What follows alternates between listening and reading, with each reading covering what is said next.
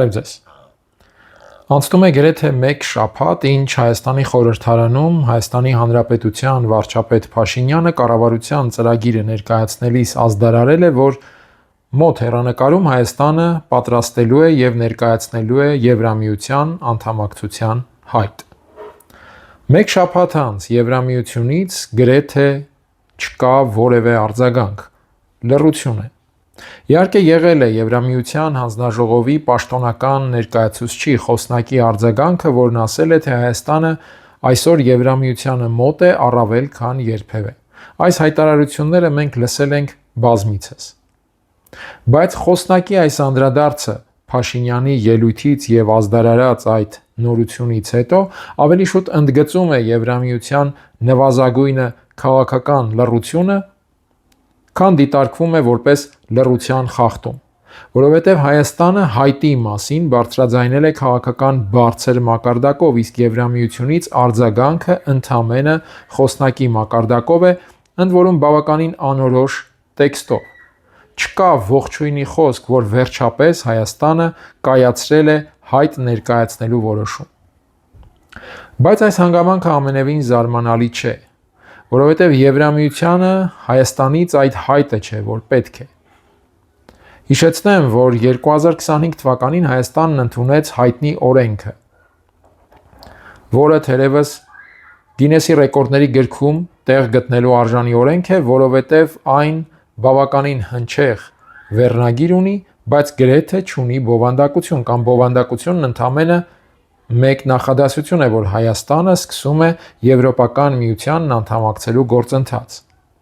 Ընդ որում, ինչպես հայտնի է, օրենքի հեղինակները նախագծով նույնիսկ սխալ էին գրել Եվրոպական միության անվանումը։ Բայց դա իհարկե թողնենք տեխնիկական վրիպումների դասին եւ համարենք, որ նրանք անվանումը գիտեին, պարզապես տեղի էր ունեցել ինչ-որ թյուրիմացություն։ Բայց օրենքը, կրկնեմ, չունի բովանդակություն։ Ինչի մասին է այդ օրենքը։ Որովհետև Նիկոլ Փաշինյանն ինքը բազմիցս հայտարարել է, թե Եվրամիությանն անդամակցելու հանրաքվե կանեն այն ժամանակ, երբ ունենան հասարակության հարցին պատասխանելու հնարավորություն, երբ մարդիկ հարցնեն, թե այդ ինչ ճանապարհով ենք անդամակցելու Եվրամիությանը, ինչ քայլերով, ինչ հաջորդականությամբ։ Փաշինյանը հայտարարում է, որ եթե չկա այդ ամենի պատասխանը, իրենք ինչպես դնեն հարցը հանրաքվեի, եւ սա հնչում է կարծես թե տրամաբանական, բայց այդ դեպքում անտրամաբանական է դառնում այն օրենքը, որ ընդունվել է, որովհետեւ եթե չգիտեք, թե ինչպես եք անդամակցելու Եվրամիությանը, ինչի մասին է ընդունված օրենքը, որն ազդարարում է, որ Հայաստանը սկսում է Եվրոպական միությանն անդամակցելու գործընթաց։ Ինքնին այս հանգամանքը վկայում է, որ այդ օրենքը ընդամենը ցուցանակ է եւ ոչ մի էական կապ չունի իրերի բուն դրության իրական քաղաքական վիճակի հետ։ Եվ իդեպ հիշեցնեմ, երբ Հայաստանն ընդունեց այդ օրենքը, դարձյալ օրեր շարունակ Եվրամիությունից չկար որևէ էական քաղաքական արձագանք։ Որովհետև Բրյուսելի համար, կրկնեմ, Հայաստանից հայտերը կամ Եվրամիության անդամակցության ինչ-որ իրական ձգտումները չէ, որ անհրաժեշտ են։ Եվրոպական միությանը անհրաժեշտ է, որ Հայաստանը ձգտի հնարավորինս շուտ համաձայնության գալ Ադրբեջանի եւ Թուրքիայի հետ։ Սա է, որ պետք է Եվրոպական միությանը, որովհետև այդ համաձայնության շնորհիվ Բրյուսելը պատկերացնում է ձևավորել այն տրանսկասպիական տրանսպորտային միջանցքը կամ միջին միջանցքը, որը Եվրամիության համար ապահովելու է աշխարհաքաղաքական դերակատարության բարձր աստիճան, աշխարհտնտեսական մեծ հնարավորությունների բերումով։ Եվ այդ պարագայում Եվրամիությանը պետք է ոչ թե անդամակցության միջոցով ավելորդ պատասխանատվություն ստանձնել Հայաստանի նկատմամբ, այլ պարզապես Ադրբեջանի եւ Թուրքիայի հետ համաձայնությունը գլուխ բերելու միջոցով ստանալ իր բաժնեմասը Կովկասյան սխեմաներում։ Այլ կերպ ասած, Եվրամիությունը ոչ թե ուզում է դառնալ Հայաստանի ընտանիք, այլ ուզում է լինել այն արդյունավետ խնամախոսը, որ Հայաստանին կօգնի ընտանիք կազմել Ադրբեջանի եւ Թուրքիայի հետ։ Եվ այս պարզ իրողությունը հասկանալու համար պետք է ընդամենը լսել Եվրամիության քաղաքական բարձրաստիճան դերակատարների, Եվրահանձնաժողովի նախագահի, Եվրահանձնակատարների կամ Եվրոպական խորհրդի նախագահների ելույթները, հայտարարությունները եւ իհարկե դիտարկել նրանց գործողությունները, սկսած օրինակ նույն Շարլ Միշելից իր հայտնի այսպես ասած բրյուսելյան գործընթացով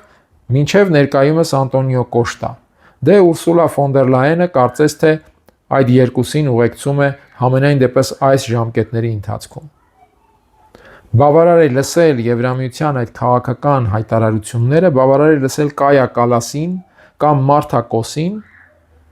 եւ շատ պարզ է դառնում, որ Եվրամիությունը բացարձակապես ցանկություն չունի լինել Հայաստանի ընտանիք։ Դա ավելորդ բեռ է, առանց այդ էլ բավականին մեծ բեռի տակ մտած Եվրամիության համար,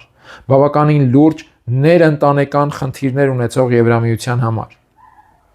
Այսօր կան խնդիրներ այդ ընտանիքի ներսում, արդեն իսկ արկա անդամների շրջանակում։ Լրացուցիչ անդամներ Եվրամիության համար պետք չեն եւ սրա չափազանց խոսում վկայությունն այն է, որ նույնիսկ Եվրամիության աշխարհաքաղաքական շահերի, դերի եւ ազդեցության համար պատերազմող Ուկրաինան չունի անդամության ավելի մոտ հեռանկար, քան 2030 թվականը։ Եթե իհարկե մինչև այդ թվականը Ուկրաինան ի վիճակի լինի դառնալ որևէ կազմակերպության անդամ։ Ուկրաինայում մնա անդամության որևէ ռեսուրս։ Վերադառնալով այստեղ, կրկնեմ, Եվրամիության խնդիրը Հայաստանի պարագայում ոչ թե ընտանիք, այլ խնամախոս լինելն է։ Թուրքիա, Հայաստան, Ադրբեջան ընտանիք ձևավորելու հարցում։ Սա է Եվրամիության ակնկալիքը եւ սա է նրանց ձգտումը։ Հետևաբար, երբ Հայաստանը հայտարարում է, որ պատրաստվում է ներկայացնել անդամության հայտ, Եվրամիության համար սա իսկապես ականջահաճո հայտարարություն չէ։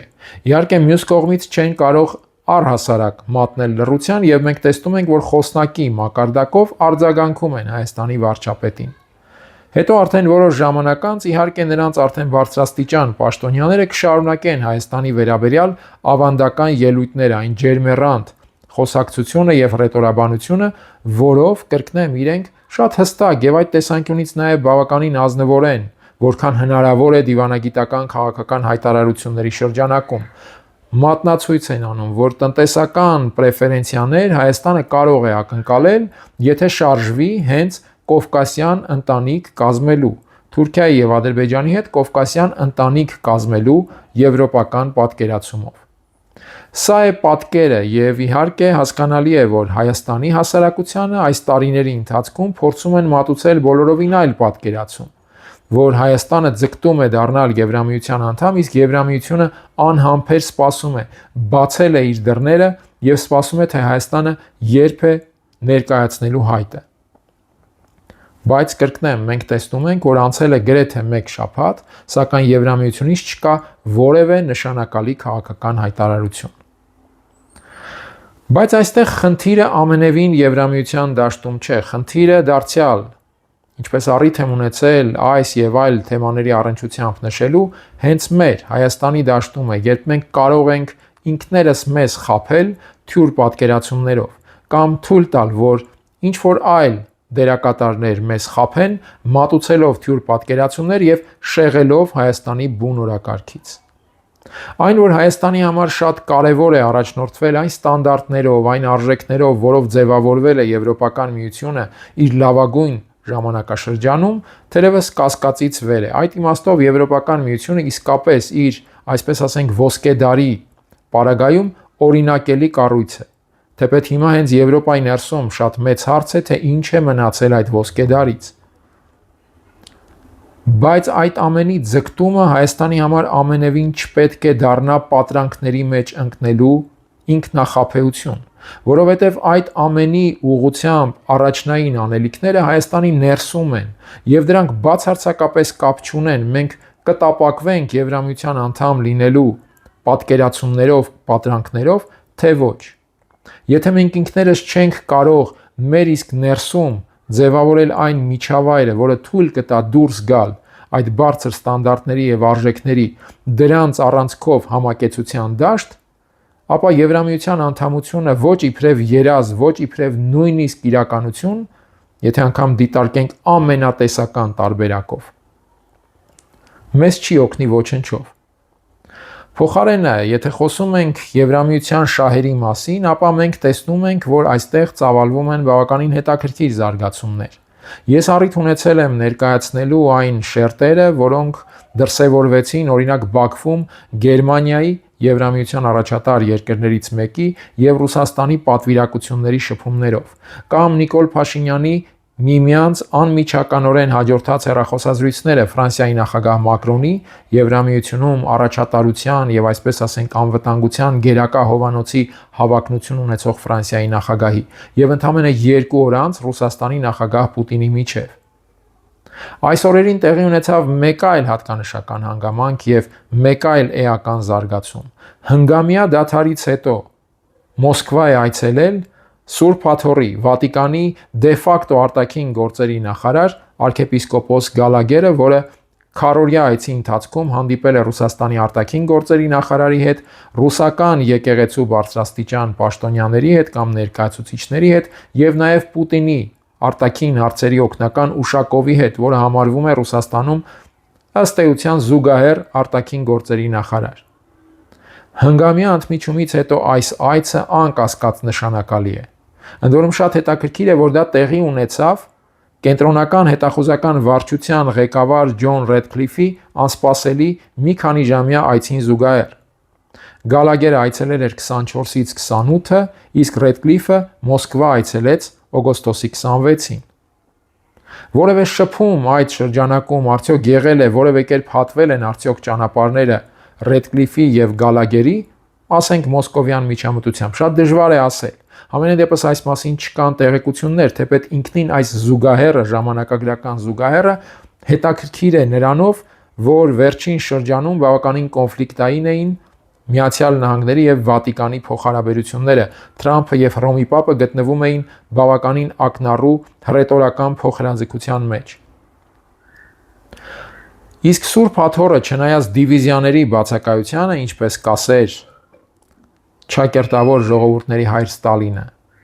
այդուհանդերձ շարունակում է համաշխարհային քաղաքականության եւ նաեւ աշխարհտնտեսության բնագավառում ունենալ մեծ ազդեցություն եւ լինել նշանակալի կենտրոն։ Եվ առհասարակ Սուրբ Աթոռը եվրոպական աշխարհաքաղաքական միջավայրի դավանաքաղաքական հովանոցն է։ Եվ սա եւս շատ էական հանգամանք է, երբ մենք դիտարկում ենք օրինակ Հայաստանի անդամակցության թեման։ Իսկ մենք այս համատեքստում դիտարկում ենք արդյոք, թե Հայաստանի անդամակցության պարագայում ինչպիսին է լինելու վերաբերմունքը մեր երկրի նկատմամբ, հաշվի առնելով հայ առաքելական եկեղեցու ինքնուրույն, ինքնաբավ եւ շատ խորը պատմաքաղաքական հետագիծ ունեցող, դավանաքաղաքական հետագիծ ունեցող հանգամանքը եւ նշանակությունը։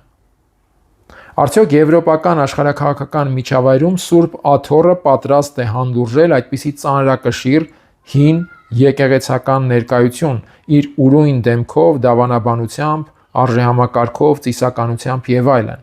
որը նաեւ ուրույն սուբյեկտությամբ է օժտում հայկական պետականությունը։ Սրանք նուրբ հարցեր են, որոնք մեզանում գրեթե չեն քննարկվում, մինչդեռ առանցքային նշանակության բաղադրիչներ են հատկապես աշխարհակարգային վերափոխման այս ժամանակաշրջանում։ Եվ այս տեսանկյունից է նաև շատ էական, որ Սուրբ Աթոռի դե-ֆակտո արտաքին գործերի նախարարը ներկայումս հնգամյա ընդմիջումից հետո այցելում է Մոսկվա։ Վերջին հաշվով եվրոպական աշխարհաքաղաքական տրամաբանությունը գտնվում է հենց կաթոլիկական դավանաքաղաքական հովանոցի ներքո, եւ այստեղ է նաև Սուրբ Աթոռի մեծ ազդեցությունը։ Իդեպ, այս համատեքստում գուցե արժի նայել նաև Բրիտանիայի դերին, Brexit-ին, եւ նաև վերջերս շատ հետաքրքիր մի իրադարձության, որ 500-ամյա դադարից հետո առաջին անգամ էր 2025 թվականի հոկտեմբերին Վատիկան կատարած պետական այցի ընթացքում անգլիական եկեղեցու գլուխ համարվող բրիտանական միապետը Չարլզ III